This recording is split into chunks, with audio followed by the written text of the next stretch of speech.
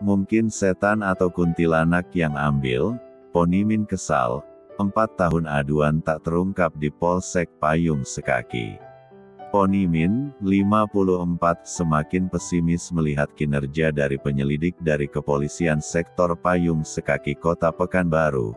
Pasalnya, aduan Ponimin sejak Juli tahun 2019 tentang dugaan pencurian uang miliknya, hingga April tahun 2022 belum terungkap. Tanggal 6 April tahun 2022. Menanggapi hal ini, sejumlah pakar hukum pun telah angkat bicara. Terakhir, Dr. Yusuf Daeng, SH, M.H., dari akademisi yang dikenal tajam dalam kajian hukumnya saat dimintai pendapatnya terhadap kasus tersebut mengatakan bahwa pembuktian dalam perkara pidana didasarkan pada minimal 2 alat bukti sebagaimana dituangkan dalam pasal 184 ayat 1 KUHP. Pertanyaannya, selama bertahun-tahun dilidik oleh Kepolisian Payung Sekaki, apakah tidak menemukan alat bukti? Sudah berapa saksi yang diperiksa?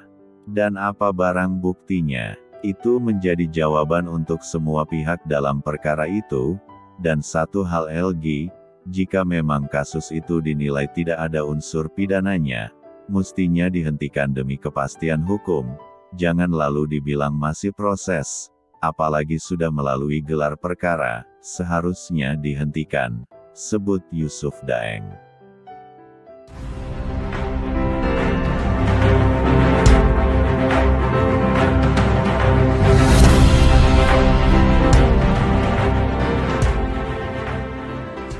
Yusuf Daeng juga menilai, menjadi pertanyaan bagi publik, khususnya pihak pengadu yang memang jadi korban, jika faktanya sudah jalan 4 tahun aduan di kepolisian, dan sudah gelar perkara, dan dinyatakan bukan pidana karena kurang alat bukti, namun disebut masih proses. Ini kan jika dipahami, seakan bersifat menggantung. Tentu bagi pengadu ini memunculkan spekulasi di pikirannya, demikian pula bagi para praktisi hukum yang mengetahuinya, pasti juga turut bertanya-tanya, sebab tujuan hukum itu sejatinya ada 3, yakni kepastian hukum, kemanfaatan dan keadilan, ujarnya LG. Menjawab pertanyaan awak media, terkait kronologis yang dipaparkan oleh Ponimin, dan kuasa hukumnya, Sapala Sibarani, SH, bahwa peristiwa hilangnya uang milik Ponimin sebesar 200 juta rupiah di dalam mobil adalah sebagai berikut. Ponimin membawa uang sebesar 200 juta rupiah menggunakan mobil temannya, Haryadi. Uang tersebut untuk membayar pelunasan kredit mobil Ponimin di Pekanbaru. Diketahui Ponimin keluar sebentar, sekitar 15 menit dari mobil ke kantor leasing untuk mengambil kartu antrean nasabah, dan uang serta Haryadi ada di dalam mobil. Setelah Ponimin kembali ke mobil, ternyata uang itu raib. Kabarnya, bahwa sebelum Ponimin turun dari mobil, ia sempat menitip uang itu kepada Haryadi, dan Haryadi pun menyetujuinya. Klien saya sebelum turun dari mobil, sempat meminta Haryadi untuk menjaga uang itu sebentar, dan Haryadi mengiyakannya, namun saat Ponimin masuk kembali ke mobil, uang sudah tidak ada, dan Ponimin bertanya kepada rekannya Haryadi, di mana uang itu kau buat? Lalu Haryadi menjawab, tadi di kursi ini kutaruh, kata Sapala menjelaskan. Menurut Dr. Yusuf Daeng, SH, M.H., mendengar kronologis kejadian itu, ia mengatakan, dalam kondisi seperti itu, jika memang yang ada hanya melibatkan 2 orang, dan saat uang ditinggalkan di mobil bersama seseorang itu, dan uang itu hilang hanya dalam 15 menit kurang lebih, apalagi seseorang itu tidak pergi jauh dari mobil, atau bahkan mengunci mobil itu dengan remote, maka pastinya tidak ada orang lain yang patut untuk disangkakan selain seseorang yang berada di mobil itu, jelas Yusuf Daeng. Visi presisi yang diusung Kapolri Jenderal Polisi Listio Sigit Prabowo dinilai positif, namun sepertinya belum berjalan sebagaimana diharapkan.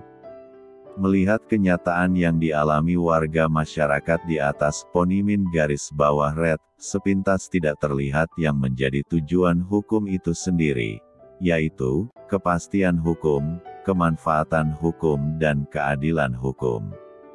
Malahan, ponimin saat ini justru mengalami krisis ketidakpercayaan kepada penyelidik aduannya di Polsek Payung Sekaki Pekanbaru.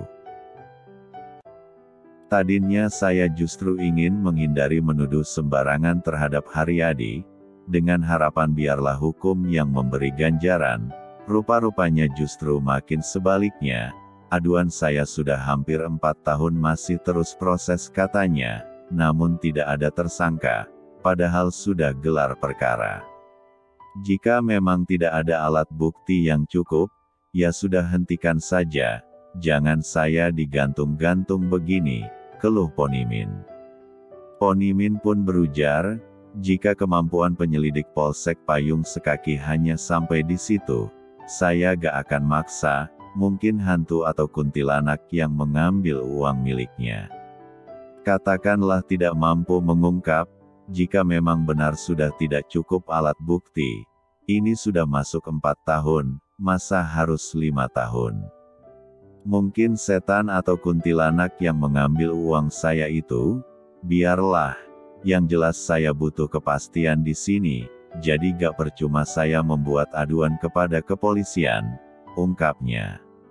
Sementara saat awak media ini melakukan konfirmasi lanjutan kepada penyidik Polsek Payung Sekaki, Ibtu Safril, SH, MH, Safril hanya mengatakan bahwa pihaknya melalui penyidik telah bertemu dengan kuasa hukum Ponimin, tanpa merinci hasil pertemuan yang dimaksud. Selain itu, konfirmasi juga dilakukan kepada Kapolresta Pekanbaru, Kombes Pol Dr. Priyabudi, SIK, MH. Menjawab awak media ini, Priyabudi pun tidak menampik pendapat dan kronologis peristiwa hilangnya uang milik Ponimin. Hanya perwira polisi berpangkat komisaris besar dan bergelar doktor itu mengatakan penyelidikan memerlukan fakta dan alat bukti yang kuat. Betul, kita paham itu, namun dalam proses penyelidikan itu memerlukan fakta dan bukti-bukti yang kuat. Dia yang mengambil. Sabar ya, kita terus menggali perkara itu, pintanya. Dilansir aktualdetik.com dan diberitakan TV Riau bangkit dari Payung Sekaki Pekanbaru.